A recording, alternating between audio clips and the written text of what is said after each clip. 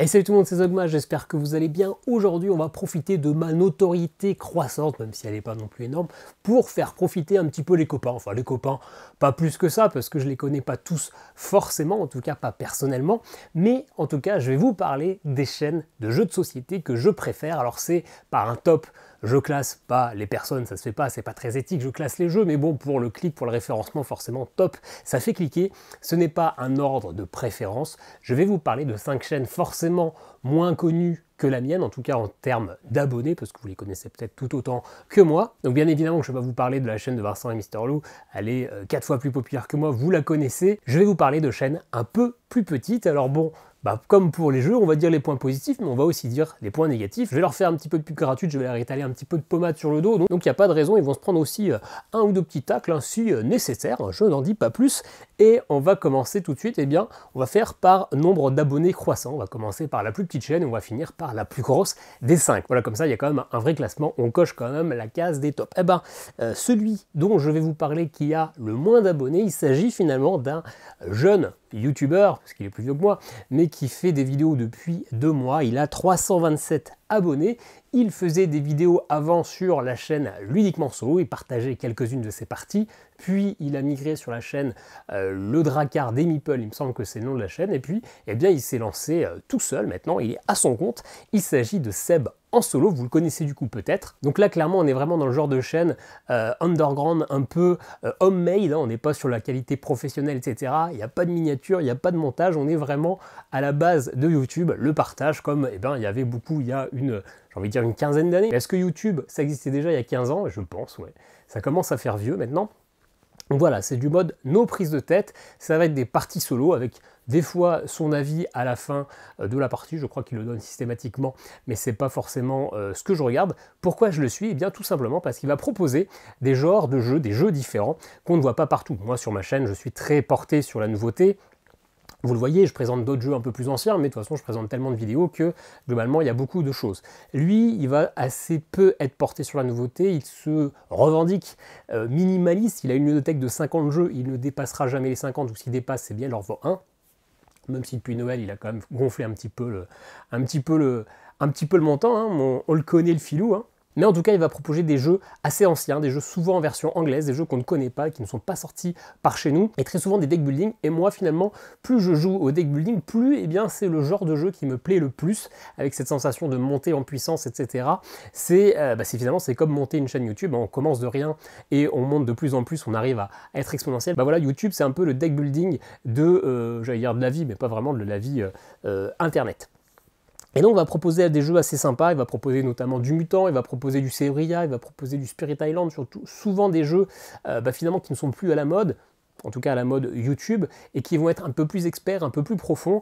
Je sais ce qu'il a dans sa ludothèque, donc je sais ce qui sortira bientôt en vidéo, enfin bientôt qui sortira, notamment du G.I. Joe deck building, etc. Donc c'est vraiment des jeux assez intéressants, et si je suis sa chaîne, c'est clairement parce que ce sont des jeux dont je n'entends pas parler, que je ne vois pas ailleurs, et donc finalement moi c'est ce que je recherche quand je vais sur une chaîne YouTube, parce que finalement la nouveauté, sans m'envoyer des fleurs, j'ai pas besoin d'aller la voir ailleurs, parce que je la produis, je vais pas regarder des vidéos sur le contenu que je produis, parce que finalement ça serait un peu pour moi une perte de temps, donc j'ai besoin d'élargir mes horizons, et c'est là où il se pose. Alors clairement, il a 2 points négatifs. Le plus gros point négatif de sa chaîne, c'est sa nappe absolument dégueulasse. Excuse-moi Sébastien, ou tu m'excuseras auprès de ta compagne, je sais pas, mais cette nappe rouge type motif africain, etc. Moi, elle me sort par les trous de nez, donc quand il fait des vidéos des fois sur son lit ou sur son canapé, je sais pas, c'est mieux, mais ce n'est qu'un détail. Peut-être que vous aimez plus le rouge et le jaune que moi. Ceci dit, il propose une sélection de jeux assez originale, et ça fait du bien. La deuxième personne, lui, fait des vidéos depuis 8 mois, il habite dans le Nord, j'allais dire son prénom parce qu'il ne le dit pas, mais on le voit poster de temps en temps sur Facebook, son pseudo sur YouTube c'est Wawa. Il a mis un petit peu de temps à faire son petit bonhomme de chemin, moi je le suis depuis je pense le mois de juin, donc quasiment le début de sa chaîne je pense, hein. Il a mis un petit peu de temps à grimper, il a mis un peu de temps à trouver les petits filons qui allaient marcher, et là en ce moment il commence à faire de plus en plus de vues, c'est très bien pour lui, il fait souvent des vidéos qui font plus de vues que son nombre d'abonnés, donc c'est plutôt un bon marqueur. Très clairement, on est assez différent au niveau du profil de jeu. Bon, il est bon public comme moi, mais il va faire beaucoup de jeux familiaux, beaucoup de jeux d'ambiance. Alors les jeux d'ambiance, il les fera pas sur la chaîne forcément, mais les jeux experts, c'est pas trop son kiff. Il fait des jeux comme plutôt assez courts, etc. Donc on n'est pas du tout dans la même catégorie. Et d'ailleurs, les quelques parties solo qu'il propose sur sa chaîne, très honnêtement, je ne les regarde pas parce que souvent, ce sont des vidéos tournées après une ou deux parties jouées tout seul. Donc il y a des hésitations, il y a des petites erreurs de règles, des petits retours aux règles, etc. Alors moi, mes vidéos ne sont pas parfaites au niveau des règles, hein. Mais voilà, ça manque un peu de fluidité là-dessus, mais c'est absolument pas pour ça que je regarde sa chaîne, c'est pour tous ces autres concepts, parce qu'il a beaucoup d'idées, il a une imagination assez prolifique, et du coup, il propose des choses qui ne sont pas présentes également sur les autres chaînes. Ça va pas être des parties de jeu, mais ça va vraiment être des concepts. Alors j'ai pris des petites notes parce que je suis bien discipliné, notamment en concept, eh bien, il va poster des photos des ludothèques de ses abonnés, donc on va pouvoir voir un peu l'agencement, etc. chez les deux, ça c'est toujours très sympa.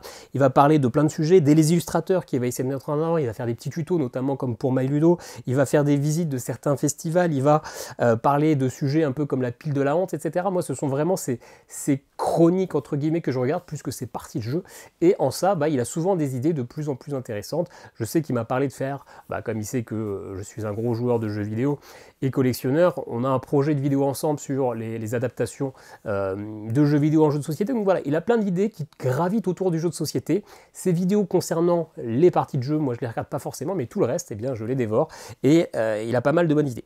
Si je devais donner un gros défaut, ça aussi ça m'érisse le poil, mais on a tous nos petits défauts, c'est qu'il va dire les amis à tire-larigot. Une fois je me suis amusé sur une vidéo à compter le nombre de fois où il disait les amis, et à bout d'un moment je ne savais plus compter parce que je ne suis pas assez intelligent pour compter au-delà d'un certain nombre.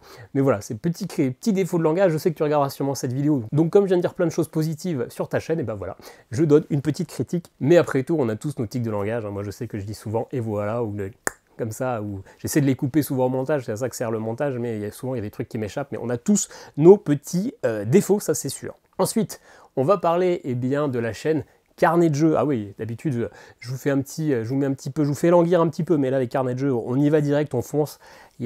Karine en tout cas est assez directe, donc on ne la fait pas languir. 1780 abonnés, on a passé un petit cap, 282 vidéos, et c'est beaucoup, plus que moi en tout cas, mais la chaîne est installée depuis 3 ans.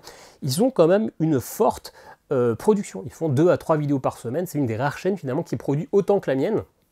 Et c'est pas peu dire. Alors ça triche un peu parce qu'elles sont 2 sœurs, Aurélie et Karine. Karine est quand même un peu plus productive sur la chaîne que Aurélie, en tout cas je pense, j'ai pas fait de statistiques, mais j'ai l'impression que c'est quand même le cas. Et clairement, c'est une chaîne qui est là depuis 3 ans et qui peine un petit peu à s'installer. C'est, je trouve, assez étonnant, c'est un peu un mystère pour moi parce qu'elles font quand même pas mal de vidéos. Elles font pas mal de parties solo, plus qu'à 2 joueurs, mais quand même pas mal de parties en vidéo qui sont bien expliquées, qui sont quand même assez courtes. Les jeux sont plutôt originaux, tout en étant souvent des nouveautés. Ça va être des nouveautés qu'on ne voit pas partout. Là, forcément, j'ai pas tous les exemples en tête, mais il y a pas mal de petits jeux un petit peu obscurs. Alors peut-être que c'est ça, peut-être que c'est trop obscur pour la plupart des gens et donc ils vont pas cliquer, mais on a quand même pas mal de contenu assez original que je vois partout, que je ne vois pas trop. Et puis surtout, elles aussi, elles ont des idées, elles ont des concepts, parce que moi je n'ai pas, je fais toujours la même chose depuis 1 an à faire 2 parties par semaine, et le samedi je donne mon avis sur tous les autres jeux. Il y a des gens qui réfléchissent. Moi c'est pas mon cas, il y a des gens qui réfléchissent, et notamment, depuis peu, Karine propose des interviews, on va dire ça comme ça, sur Discord, où certains de ses abonnés ou de ses amis vont parler de leur ludothèque. Là aussi, on voit les photos de tous les jeux, mais les abonnés vont pouvoir parler de leur jeu. Notamment Wawa est passé dessus, Seb est passé dessus alors qu'il n'avait pas encore sa chaîne, et donc ils parlent de leur jeu favori, etc. Donc c'est très intéressant.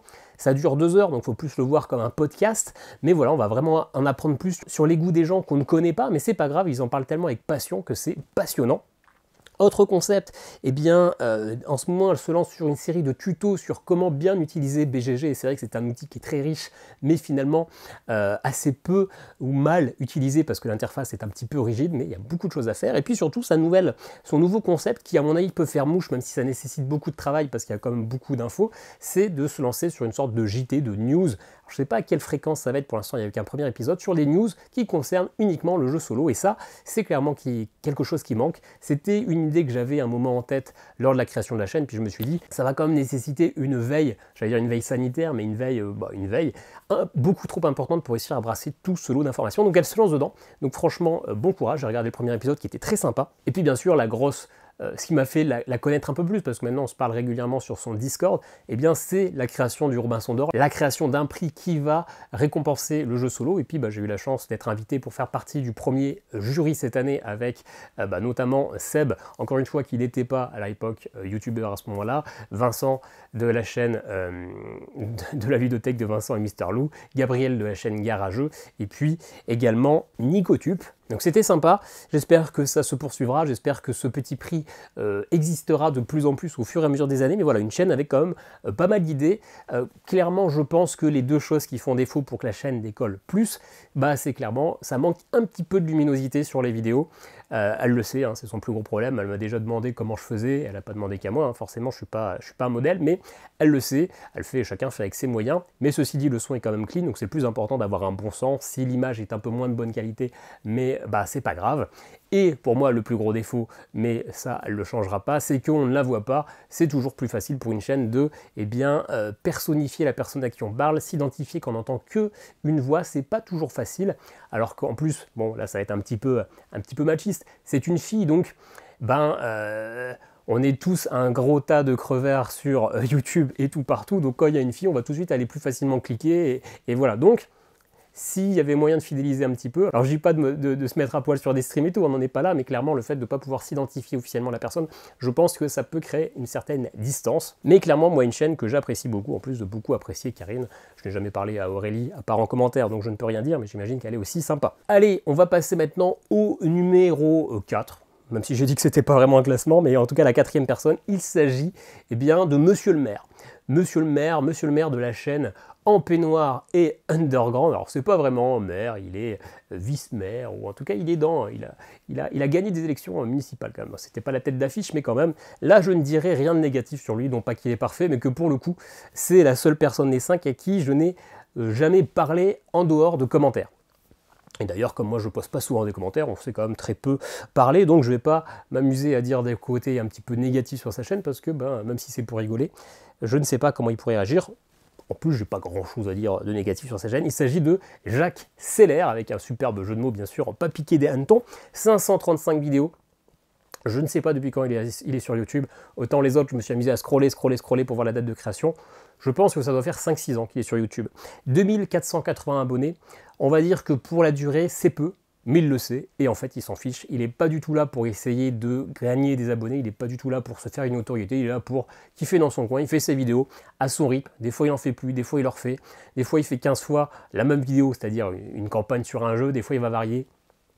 Il fait ce qu'il veut et grand bien lui fasse. Et moi, j'aime beaucoup. Pour moi, en fait, c'est mon Etrigan à moi. Alors, il n'est pas qu'à moi, hein, mais tout le monde adule Etrigan. Etrigan, au départ, c'était quoi? C'était quelqu'un qui faisait du jeu vidéo. Et après, il a fait du jeu vidéo, jeu de société tout court, machin, etc. Et moi, et tout le monde dit que Etrigan a des talents de narrateur.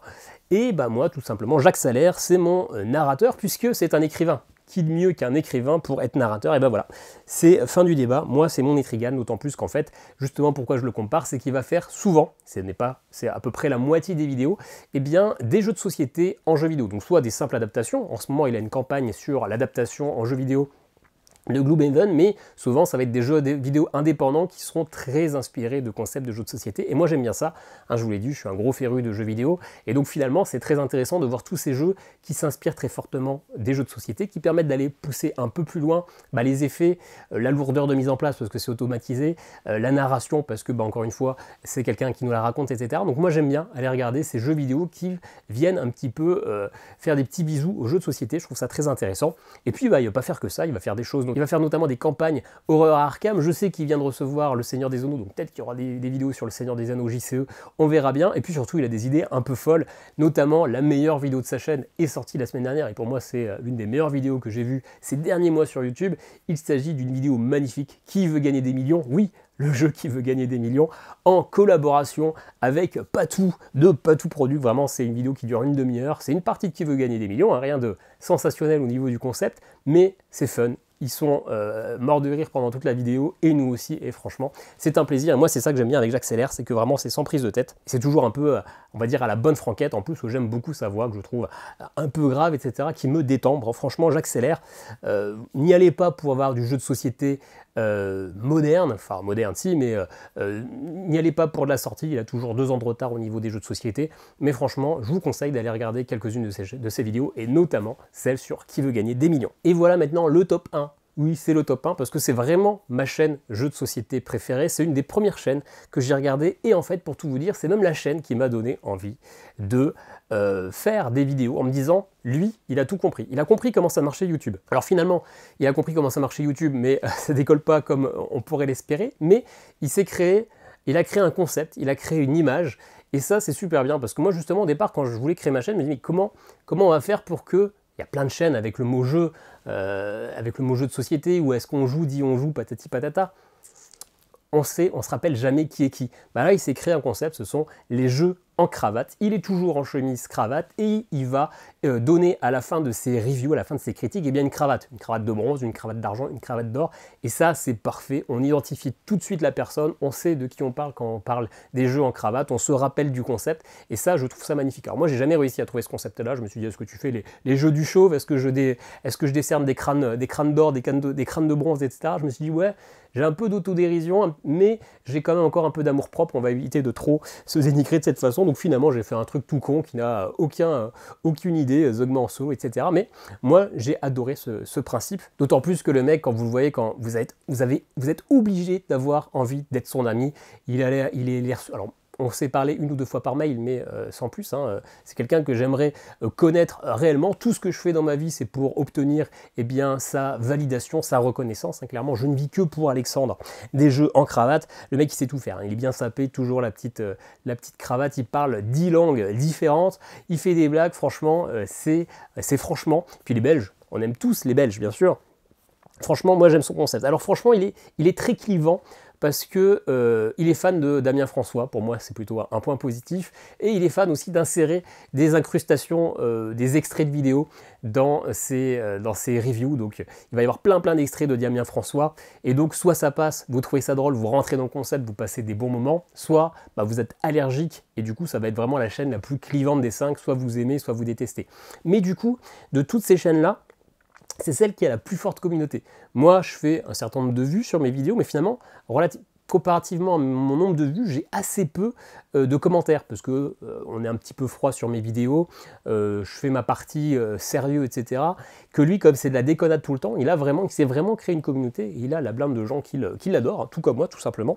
Donc voilà, c'est la chaîne finalement la plus clivante, mais celle avec la plus forte communauté.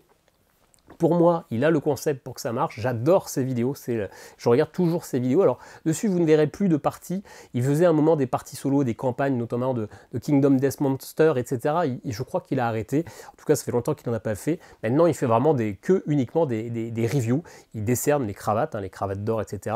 Avant, il les faisait un jeu par un jeu. Maintenant, il fait souvent une vidéo qui va durer à peu près une demi-heure où il va évaluer 3 jeux, un peu comme on fait tous les samedis, mais en un peu plus poussé. Il va vraiment pousser la review jusqu'au bout. Il va vraiment bien décortiquer les points positifs et les points négatifs en vous montrant le matériel en direct, etc. Franchement, moi, une chaîne que j'adore. Et qu'est-ce que j'ai à dire ? Non, c'est tout. Il aura la référence. Je ne vais pas m'amuser à mettre la petite incrustation vidéo. Voilà pour ces 5 chaînes que je vous conseille. N'hésitez pas à me dire si vous les connaissiez déjà. N'hésitez pas à me dire quelles sont les petites chaînes un peu méconnues que vous me conseillez. Bien sûr, j'en connais plein d'autres. Je ne voulais pas faire une vidéo d'une demi-heure. Je voulais vous en proposer 5. Ces 5 chaînes que j'apprécie parce qu'elles sont toutes les 5 vraiment très différentes et sont complémentaires. Avec ça, si vous prenez les 5 là et que vous me mettez dedans, hein, s'il vous plaît, vous avez peut-être un truc un peu complet pour un bon packaging YouTube. Vous voulez pas suivre 15 chaînes différentes avec regarder 3000 vidéos, et vous prenez ces 5 et vous me mettez avec si vous êtes gentil. Et bien vous avez un truc assez complet avec de la modernité, du concept, du fun et des choses un peu plus obscures. Voilà. N'hésitez pas à vous abonner, n'hésitez pas à partager cette vidéo, ça me fera plaisir et ça fera aussi plaisir à ces 5 personnes, surtout si vous allez découvrir leur travail. Et puis nous on se dit à très bientôt pour une nouvelle vidéo. Ciao, ciao.